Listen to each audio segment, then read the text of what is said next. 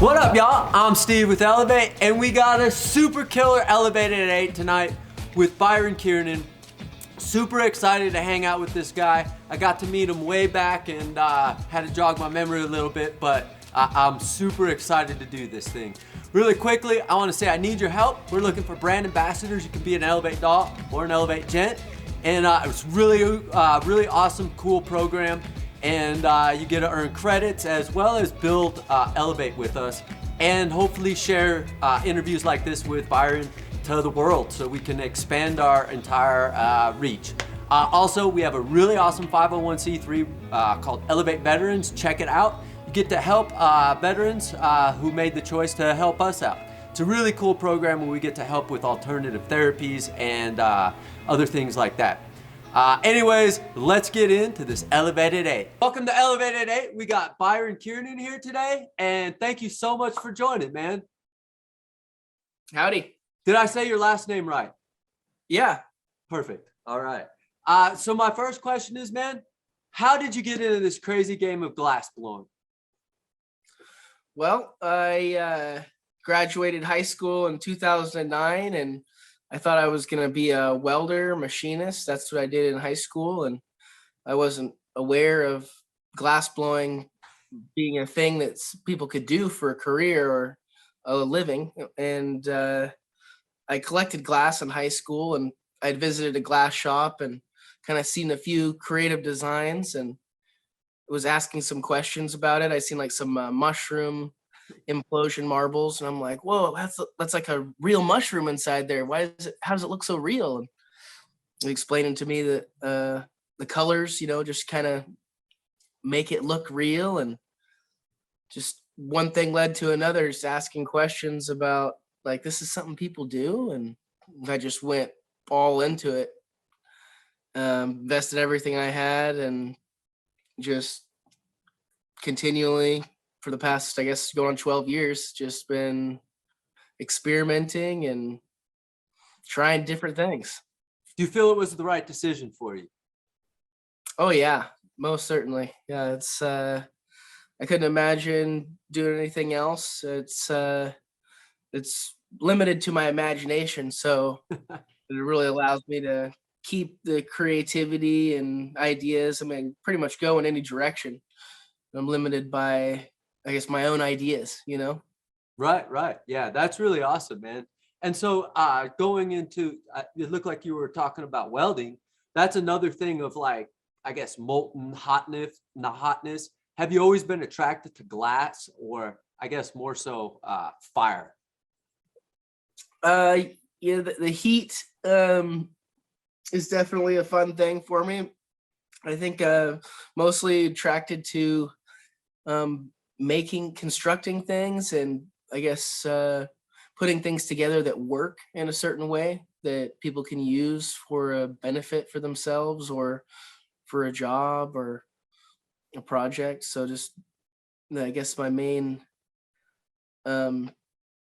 inspiration and motivation is with making the glass is like able to come up with a certain idea and then craft a product that kind of follows those ideas, so that it, I guess, I don't know, the imagination and go a lot of different ways, I suppose.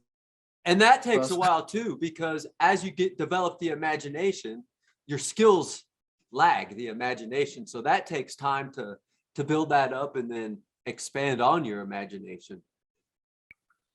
A lot of reevaluation is real important, and I always got to remind myself that to reevaluate, and there's always something new and something different angle to look at stuff. And so it's a good life lesson. Say what? It's a good life lesson. Just absolutely evaluating. Yeah. The glass has been a wonderful teaching medium. It has helped me learn so many things in so many different ways. So much about myself, different people, and just it's been just a true blessing.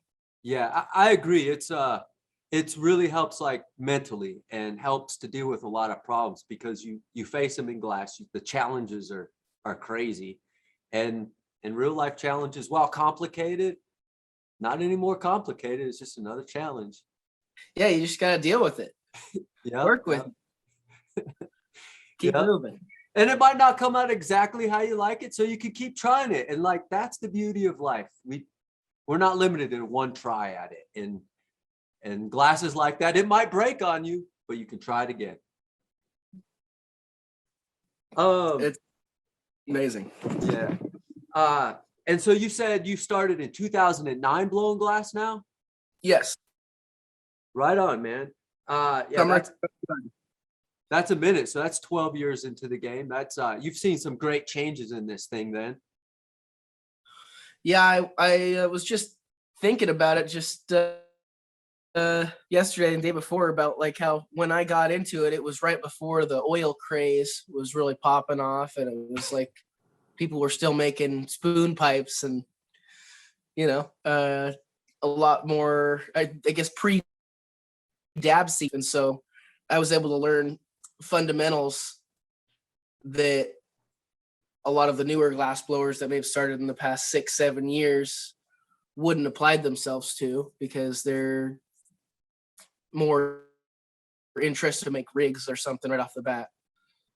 And while those are very complicated and a pipe seems easy and simplistic, that's the beauty, is it's really hard to get it clean and simplistic like this, like the perfect shapes and the roundness. That shit's not easy. There's some finesse involved, there's I guess a different approach, so I feel like I got into glass blowing because I seen like some Scott Deppy Celtic knot bongs with skulls on them that were made in like 2001 that were some $15,000-$20,000 bongs. So I'm like, holy shit, people do this is people are spending money on. I'm like, crazy world. This is wild. When you started, did you have a mentor or anybody to help you along and guide you?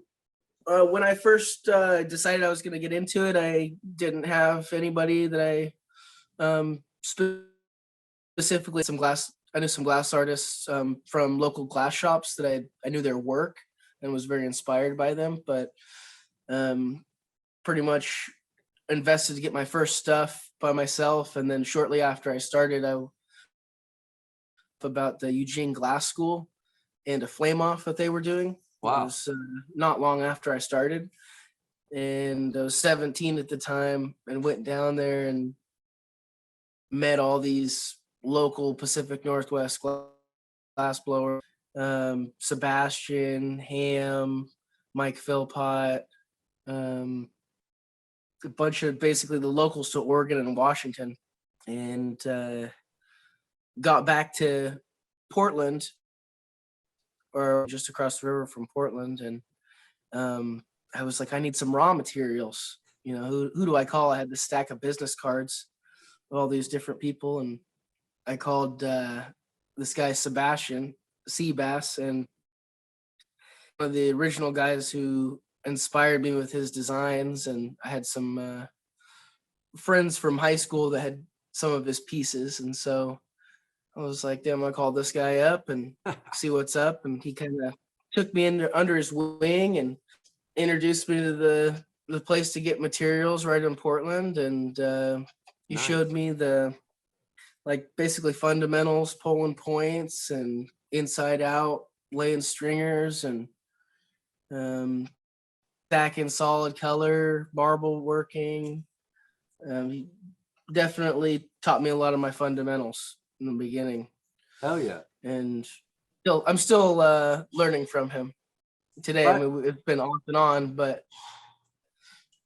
yeah, it's interesting how he definitely took me in.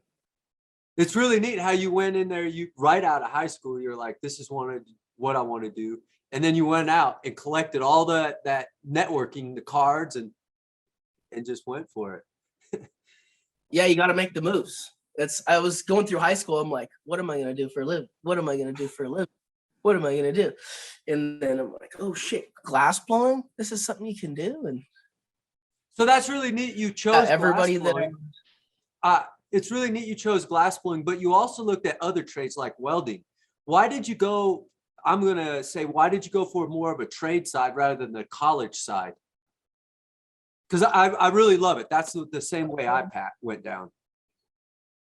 well, I mean, I wanted like I said, to make things that work for people that can like help them with whatever their process is in life. I mean,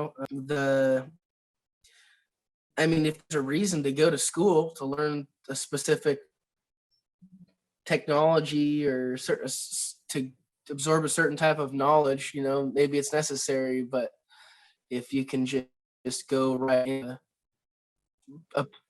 an industry or a job where you're already just making the stuff, what's the need to spend time in a specific school setting? Do you need a degree, for this job that you're working towards? You need the knowledge. And it's like it's who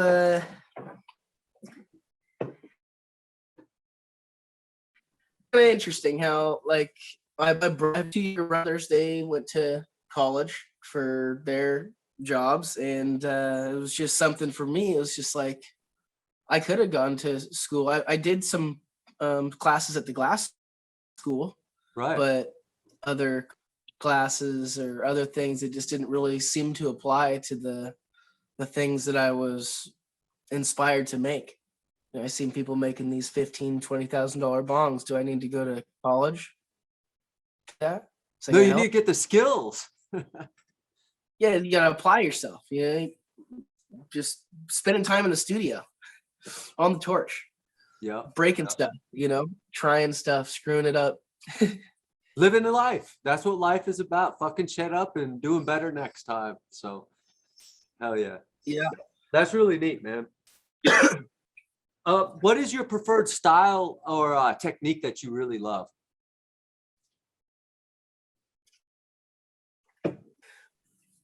Well, that's hard to really pinpoint because I like a lot of different styles and processes within the glass blowing. I do like this and work on really detailed, intricate stuff. So like anything with like a lot of finesse or like fine detail that you can, I guess, critique in, that stuff's really fun for me. But it's hard. That's one thing I've learned is like things are as hard as you make it. Mind over matter. You apply yourself in the right way that the glass needs to be where you want it, then you can break things down and make them more manageable.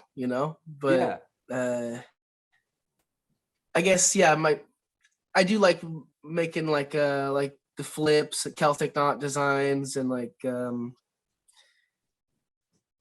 just what was the question? Well, what technique that you really love?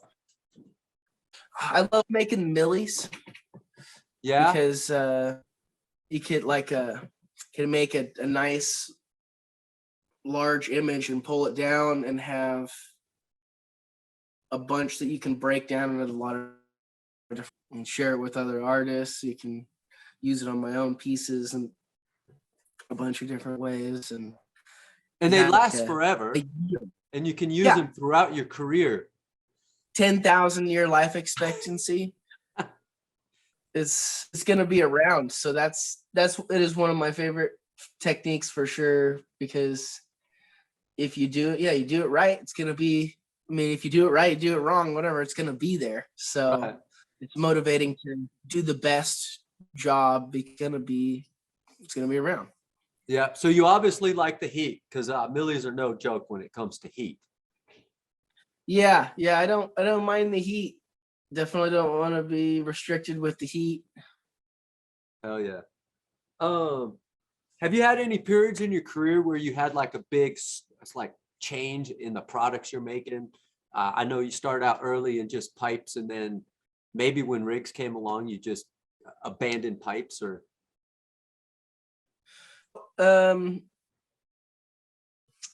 I've always just tried to kind of stay experimenting with, I guess, things that are kind of going around. And when the rigs kind of came out, there was a period where you could basically take the amount of glass in a pipe and then put like a male joint coming out of it, and then you got a rig. you mentioned the male joint. Like, what a horrible time in any glass period. Like, it was bad. Yeah, I mean, I was loving it. I was living it up. I had the dumbest nail on there, whatever. Yeah, well, we all did. It was just like all the oils would just leak out the male side rather than inside. And Yeah, it wasn't as good as it was now, but it felt good then. it did. It really did. But I guess, yeah, the rigs, kind of changed. I would make a little bit, but I mean, people always still want pipes. People always still want bubblers and bongs, and so that stuff kind of stayed consistent. There was about 6 years ago when I started doing the glass games, that kind of shifted my focus slightly on what I was making and just what I was focusing on, stuff like that. So it was kind of a time that changed things a little bit, going just working with experimenting, making my own stuff, selling stuff word of mouth, to getting involved with the competition circuit, to where you got to think about making something, I guess, different in front of a bunch of people that Right. might need certain criteria. So that was kind of a time period where things were changing for me. But Do you enjoy the competitions, and do you still do them? yes, I enjoy the competitions. It's a wonderful opportunity to apply skills and thoughts about what's going on in a totally different way, depending on the setting of where the competition's at, or you know who's all involved. There's normally a lot of different glass artists from different places, and everybody's got a different vision and a different focus, and so you can work alongside other really talented artists and maybe a little different technique, or think about something in a different way that helps kind of see things a little bit clearer. Right. There's a lot of angles of how people go about in the glass, so that the competitions are really it's an opportunity to like apply your skills, what you've learned, and display yourself in the public atmosphere. Yeah. I did the last competition I did was this last July in Vegas, and I decided to take the rest of this year off from the glass game so that I can kind of focus on my products and website and stuff like that. But yeah, it's super awesome. I really love the competitions. Oh yeah, yeah. They're great for networking, and like you said, it sounds like you like the pressure too, and it squeezes a little bit more out of you.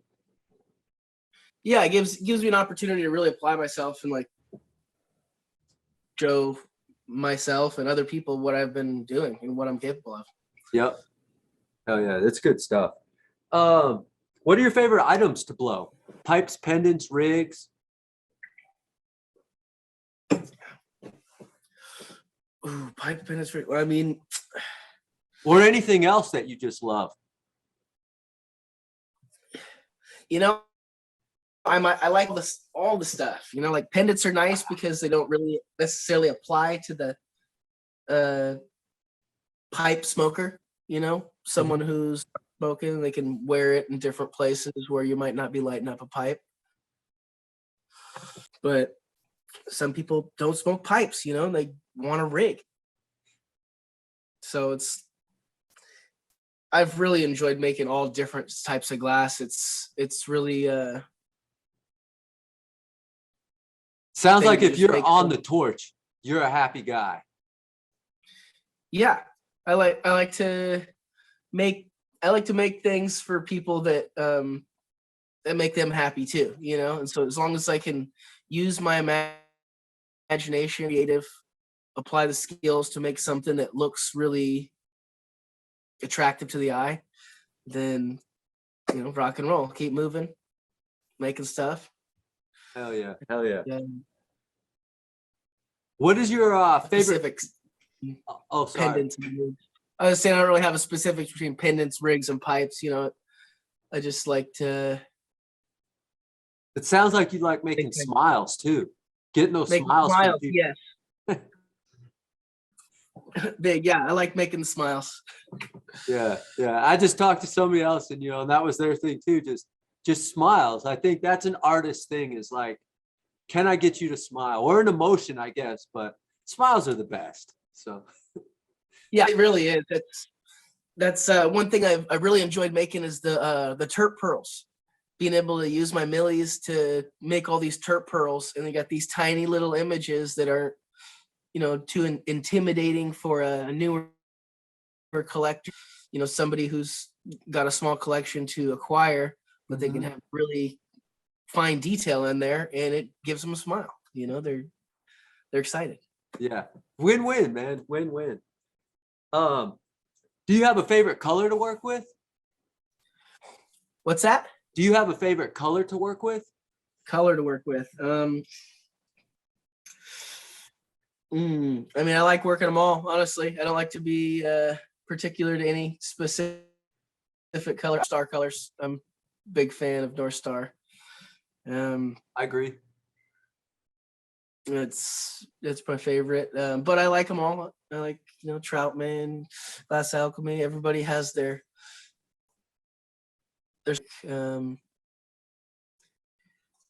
specific thing they're good at. There's some colors that are a little bit better for other companies. Yeah, as long as it's not some, you know, sure. I love working it. Right, You never right. know what you're going to learn too. Like, so a lot of or some people get intimidated by certain colors, you know. Shit happen, a chemical issue, and they won't use it.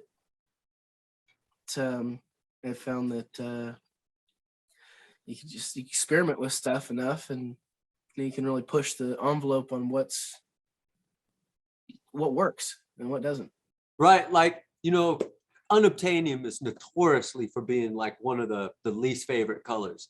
Yet, if you do it right, work it by itself or certain ways, you can get it to work. Like, it's nuts. So it's right. There's the adventure in the color, I guess, too. Yeah. Yeah.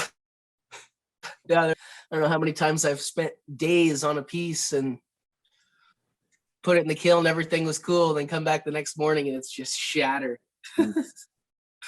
Good stuff. Yeah, right. Like, and there's not too many other mediums where you're given this stuff and you're like, hey, it'll work for you. And you're like, no, it won't fucking work, man. Like, oil paints, I think, all work. And I don't know. Yeah, it's interesting. It's not that glass blowing is you don't know.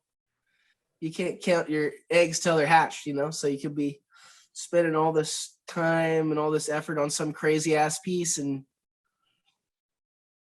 you might not know. You're gonna know a certain amount of things maybe after it's cool and it's in your hands, but then, you know, some shit might happen then later, you know, some chemical separation issue. So And yeah, I think I just was thinking about that of, you know, going down a path of experiment with the color on something too big. when you do have new colors, it's nice to make that pipe or a nice little pendant and just see where you can go with it. And it's not like, I got days into this and I just, fuck. Because I know I've been there and like, what? Again and again, too. So, A part of the skills, yeah. knowing where to test it out and how far to take it. Experience. What's the most difficult piece you've ever attempted? And did you successfully get it to go? Probably about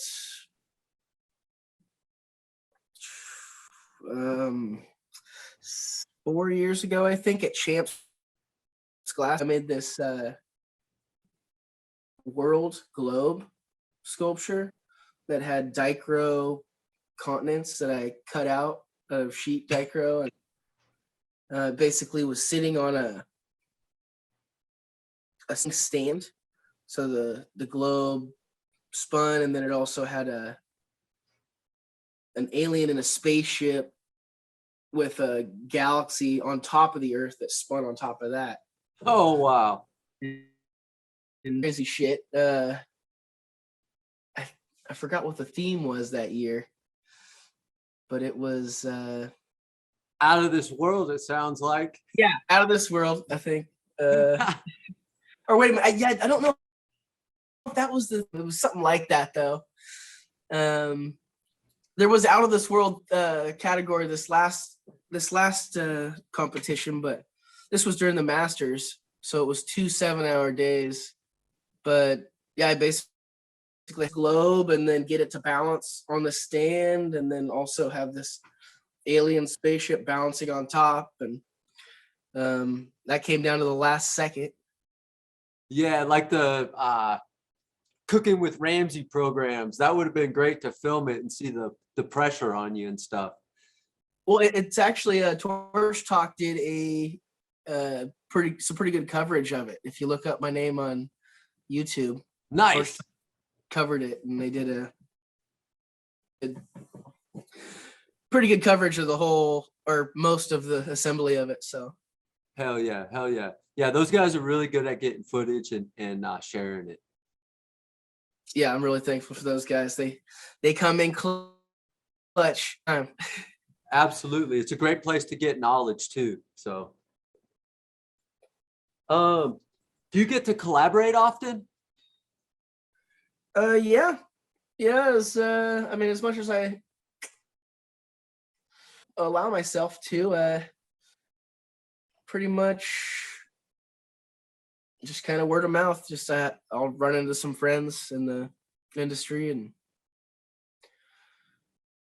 I mean, just kind of naturally things line up. I've worked with some people that I've worked with quite a few different people, and some people are better to work with than others for certain reasons. Some people have more things they can bring to the collaboration.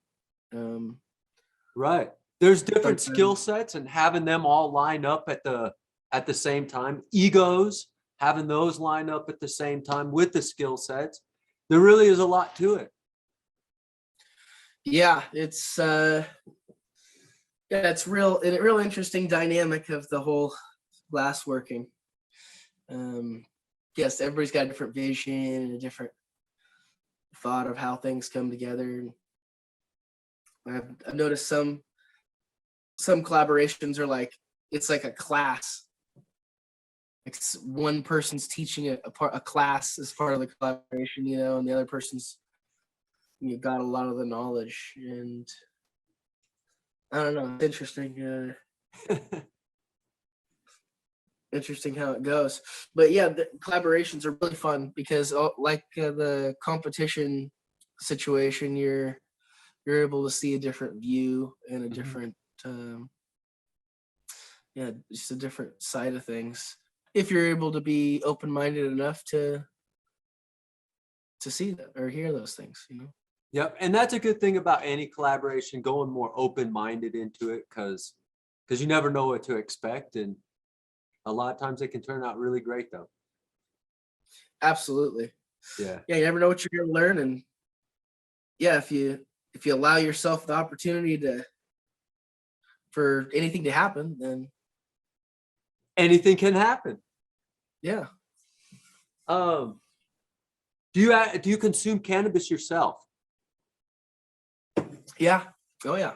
Do you prefer? I know sometimes it doesn't seem like a great question, but do you Long prefer? right here. You prefer flower? It looks like you got a flower rig there. Do you like flower concentrates? And a dab rig too. You got it all. Edibles too? I don't go too deep on the edibles regularly because they'll just make me go to sleep. Yeah. And I can't stay up in class. And they take so long to kick in.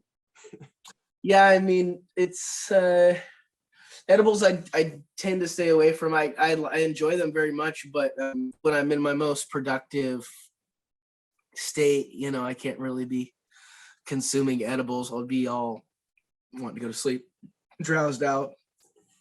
Right. When you I like the dabs. Do you like to dab? Do you like the flavors more? I like the solventless too. Is after I did some growing a couple of years before I got into glass blowing, and thought that's what I was going to do, and then so I've experimented with the different extracts over the years, the hashes and the different oils, and come to the solventless stuff. And like when you're working, it's nice to take a potent rip of something and then get back to work. Stay focused. Nice and quick. But the flower is what everything comes from, and so you can't really deny the good flower. It really there's some special things going on there that are inspiring, so just try to stay right in the middle of all the good shit. Hell yeah, it's like your glass, you're all over it, and that's good stuff. Got to keep it open. Hell yeah. Do you have any hobbies outside of glass? I like to snowboard as much as I can. Anytime there's some good snow. The season's starting to come up, so that's good for you. Yeah. I think I might try to set aside some funds for a season pass. It's good exercise. Mm-hmm. Probably the best exercise I've ever gotten next to glass blowing. I have a few local friends that do the fishing, so I've been able to sit in on a few fishing sessions. That's kind of fun. I don't have any of my own gear, but I've enjoyed that. Yeah. In the recent years. What kind of fishing is that? Is it just fly fishing or boat fishing, pure fishing? I guess it'd be some boat fishing, trolling for salmon. Oh, nice. And then bank fishing for salmon. All right. And then also did a little bit of sturgeon fishing. That was interesting. I bet. Sturgeon fishing off the back of a yacht. Yeah, I don't know much about it at all, but I've been kind of taking notes, and yeah, it's fun stuff. And you get a meal, mm-hmm. out of it that you can use, have multiple meals out of one fish you catch. It's a pretty rich experience. Yeah, I agree. Soul charging. We don't got much fishing out here in Colorado. It's just a bunch of cactus and mountains, I guess, but no water. Yeah, shit. Yeah, I guess it's a little bit farther away from the ocean. Yeah. There's gotta be some fishing out there, but yeah, I don't know. I don't know shit about fishing. Like I said, I just kind of locational convenience. Yeah, there's fly fishing, but I don't know how to do that shit either. But yeah, I used to fish in Wisconsin in some lakes, and that was fun. You caught stuff, and so I imagine fishing in the ocean is just like that. You actually catch stuff. Yeah, I do. Well, the fishing I've done is on the river, the Columbia River. Oh, okay. So I think it's a little bit of a different ball game out towards the ocean, but not my expertise. Yeah. Do you use your own pieces or other people's pieces when you do consume? I like to use. I guess it's kind of in between. I end up using a lot of my pieces. First, or like broken pieces when you do end up using your own? I'll use the seconds ones, but then there's an occasion like this piece right here. This was a collaboration with Sherlock Holmes and Johnny Rise, and I put the tube together at a casher demo in Portland, and I decided to keep it for myself. Yeah, it's memories there. A first quality one that I kept, but I mean, a lot of the stuff's got to go out to people, you know. Mm-hmm. That's how we make our money. Yeah, got to make a living. So. Yeah, nice. What can we look forward to in the future from you? Oh, there's going to be a lot to look forward to. I got a quartz nail design that I've been dialing in that has been working pretty well. I got. So you also blow quartz then?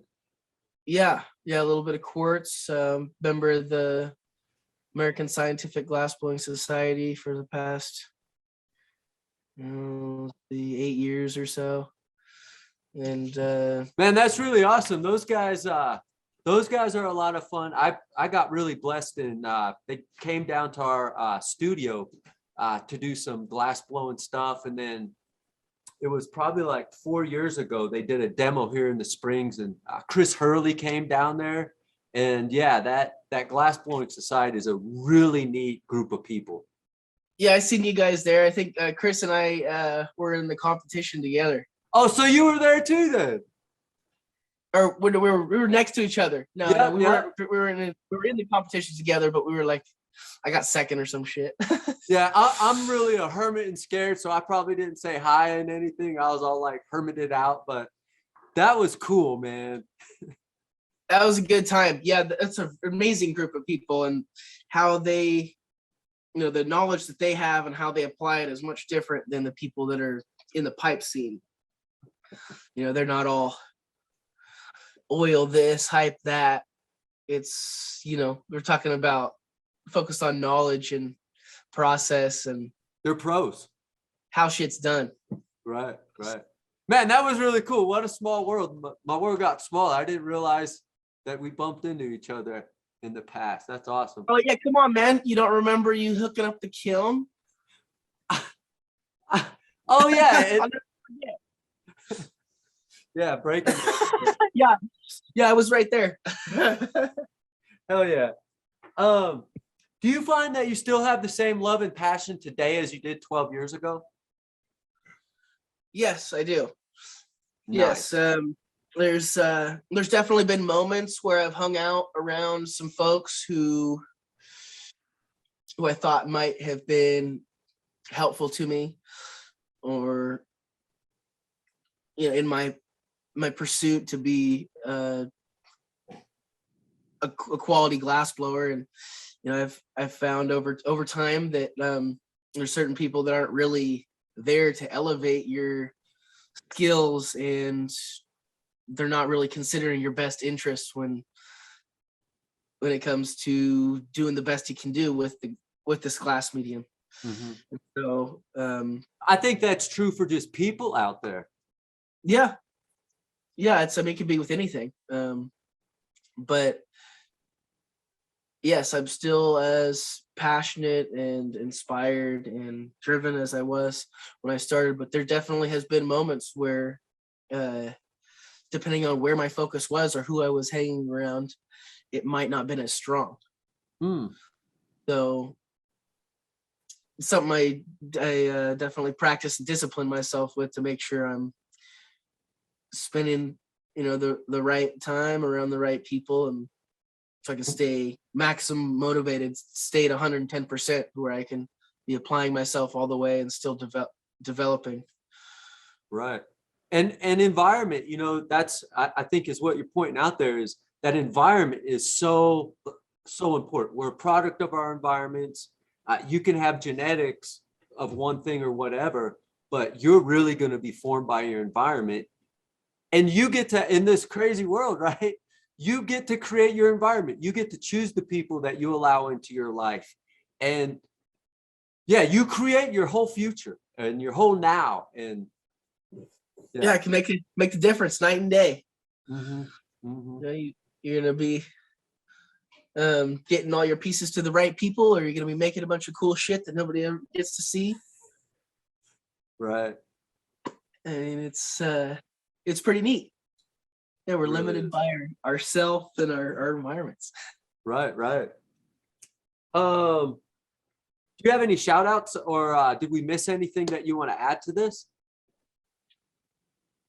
Oh, well, definitely shout out to you guys for putting on this amazing event and bringing me on here, and Pure pleasure, man. That's all selfish. Inspiring a lot of different thoughts and new ideas for me, and just keeping me motivated. And definitely very, very thankful and grateful for all the artists in the scene that have done everything they've done. And like, if it wasn't for the people that were doing all the things in the 90s and the early 2000s, you know, way before all the oil craze, you know, things wouldn't be where they're at now. And Absolutely. Yeah, I mean, I've learned a lot from a few different artists, like Dave Strobel. Shout out to him for teaching me proper on the Millie and color working. Yeah, he's a big guy into the Millie stuff, Strobel, right? Yeah, he's like, yeah, top notch top of the food chain, top notch Millie maker, you know, original GBD Millie maker. And he's been doing it a lot longer than most folks. Mm-hmm. That was a good class. Jerry Kelly sat in on that one, and he's like, dang, I've been doing it wrong for 15 years. Oh man, yeah, a lot of good artists out there. Ham Brushland, Mr. Gray, Jolex. Those guys all taught me real well. Those are awesome G's, man. You had some good people to come through you. Yeah, very, very thankful, very grateful. It's you just got to keep making the moves, you know? Yep. Everything's available if you apply yourself. Yep. Make your environment happen. And where can we follow you and see your stuff the best? You mentioned you're working on a website, or you have a website. Is that the best place? Instagram? I got the ByronKeirnanGlass.com. It's under construction right now. It will have a lot of my updated products and things on there very shortly. Right now, Instagram is primarily where I'm posting most of my things, current works. And that's connected up with Facebook. But Instagram's pretty much the easiest place to see the current stuff right now. But the website will be updated, and we'll have some new stuff on it here very soon. Fresh. Well, cool, man. I can't wait to see that. And everybody needs to follow you because your work is fire, and I can't wait to see what you're doing. The passion is phenomenal, dude. I love it. Do everything I can to keep stepping it up, and I'm just so grateful and thankful for everybody's support, and just feel very blessed to be a part of this industry and to be able to work with this medium. It's just amazing. Oh yeah. Well, with that, man, I'm going to say peace out, and have a great one, Byron. Sounds good. Take care. Man, that was so awesome. Byron is really laid back, really chill guy, and I think he had a smile on the whole time. I just love his passion in the glass, and it's just really neat to hang out with that guy in a setting like this. Hopefully, I'll get more chances to hang out and grow with the guy in person, because I can tell he's where it's at to hang out with. Also, go make sure you follow him, watch him. I know he's got a lot of cool stuff coming out. We also have a couple other things we got going on. Elev8 ambassadors. It's Elev8 gents and Elev8 dolls. It's a really cool thing where you get to help build our Elev8. It's a lifestyle and it's a way of life, elevating mind, body, and spirit. And with that, another way to help elevate is we have Elev8 veterans. And with that, you can donate some cash. You can buy some products, which then helps get some money to them, or a lot of other things. And it's really awesome, and we need your help with that as well. It's super cool. And go check it out, Elev8 veterans. Anyways, elevate mind, body, spirit. Peace out, y'all.